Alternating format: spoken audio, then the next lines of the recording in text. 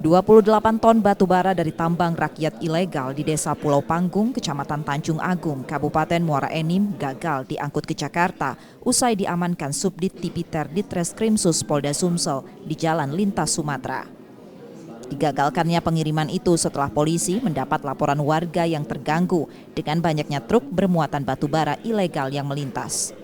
Sopir truk yang tidak dilengkapi dokumen pengangkutan sah diamankan dan ditetapkan sebagai tersangka.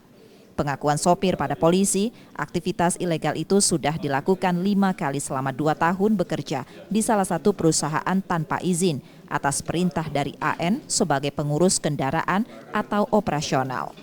Sebelum dibawa ke Jakarta, kendaraan tersangka transit di Lampung untuk menunggu perintah selanjutnya dari oknum lain. Polisi kini masih melakukan penyelidikan untuk mencari pemilik operasional kendaraan tersebut. Kemudian saat dicek, tersangka AR ini yang belah kanan ini tidak dapat menunjukkan dan memperlihatkan dokumen yang sah. Jadi modusnya adalah bahwa tersangka ini melakukan kegiatan pengangkutan batu bara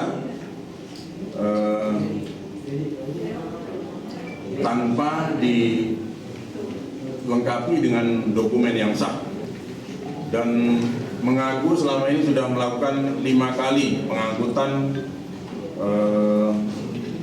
batu bara dengan modus yang sama. Tersangka kini menjalani proses hukum di Polda Sumsel dan terancam hukuman 5 tahun penjara. Reski Oktora, Muklas Diferensial, Kompas TV, Palembang, Sumatera Selatan.